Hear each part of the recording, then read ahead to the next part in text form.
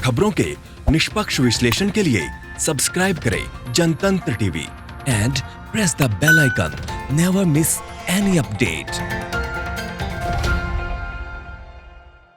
शरद व्यास हमारे संवाददाता ज्यादा जानकारी के साथ हमारे साथ जुड़ गए हैं, उनसे बातचीत कर लेते हैं। शरद, जिस तरह से लगातार जो बीजेपी है वो पूरी ताकत झोंक रही है, कोई भी ऐसा मौका नहीं छोड़ रही है जिसमें अपने कामों का बखान ना किया जाए, और ऐसे में आज नितिन गडकरी ग्वालियर में ई रैली करने वाले हैं, क्या कुछ अपडेट?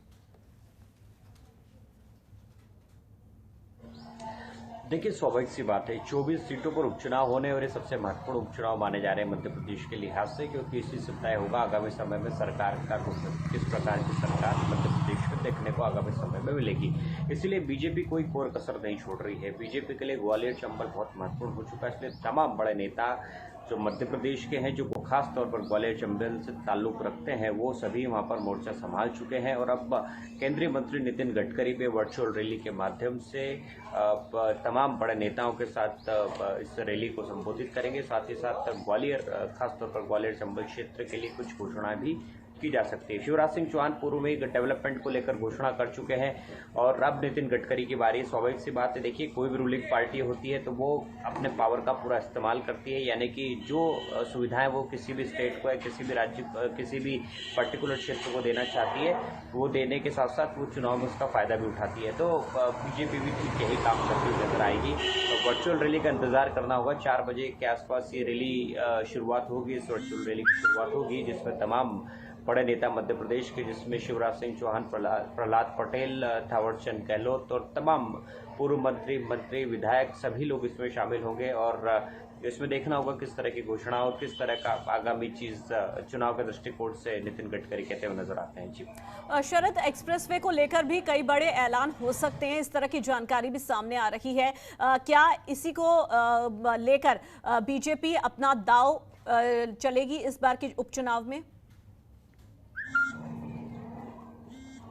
देखिए, केवल एक्सप्रेसवे ही नहीं है। एक्सप्रेसवे की डिमांड हालांकि बिल्कुल सही है कि काफ़ी लंबे समय से वहाँ पर लंबित है और जिसको लेकर शिवराज सिंह चौहान भी पिछले कुछ दिनों पहले, जब कोरोना काल के समय में उन्होंने वहाँ के लोगों से चर्चा की थी, तब भी उन्होंने इस बात का उल्लेख किया था और उसके बाद हम नितिन गडकरी से भी ये उम्मीद की जा रही कि वो भी इस तरह की कोई घोषणा करे।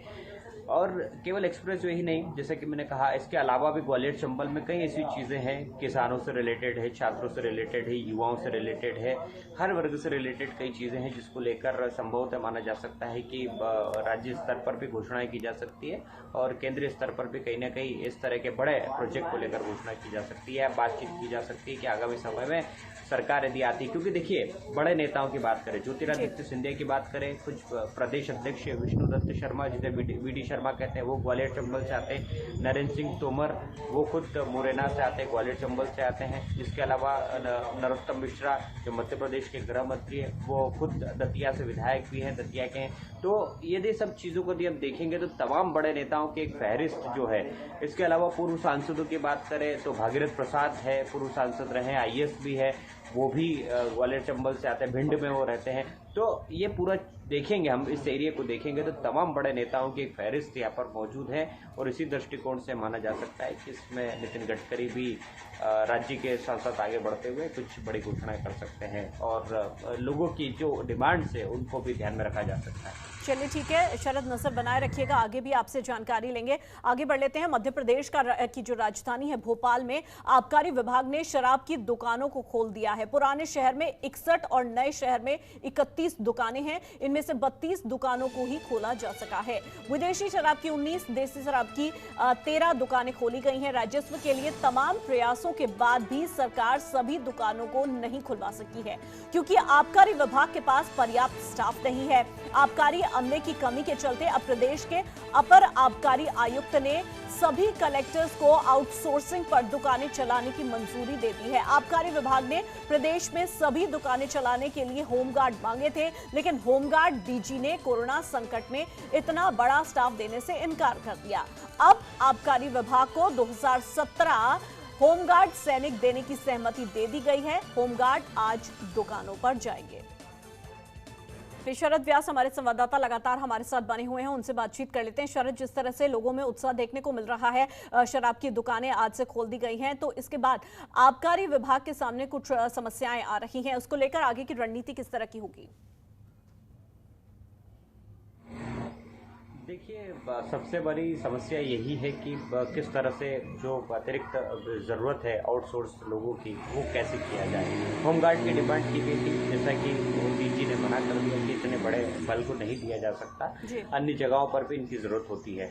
तो इसीलिए हालांकि 2000 बल के आसपास की यहाँ पर अनुमति मिल गई है कि अब इतने जो है शराब की दुकानों पर रहेंगी, क्योंकि एक शराब की दुकान राजस्व के दृष्टिकोण से महत्वपूर्ण है और सभी ठेकेदारों ने मना कर दिया। उसके बाद से खुद राज्य शासन ने अपने हाथ में इसका जिम्मा उठाया और आने वाले समय में यानी 1 से 2 दिनों में इसमें निर्णय हो जाएगा कि अब ये दुकानें किस तरह से दी जाएगी, दोबारा से टेंडरिंग की जाएगी। लेकिन इसके लिए कल गृह मंत्री डॉक्टर नरोत्तम मिश्रा ने स्पष्ट कर दिया कि इसके लिए जितने भी आउटसोर्सिंग करनी पड़ेगी वो आउटसोर्सिंग की जाएगी, ताकि किसी प्रकार की कोई परेशानी ना हो और जो दबाव लगातार शराब माफियों के द्वारा बनाया जा रहा है उसको दबाव को बनने भी नहीं दिया जाएगा।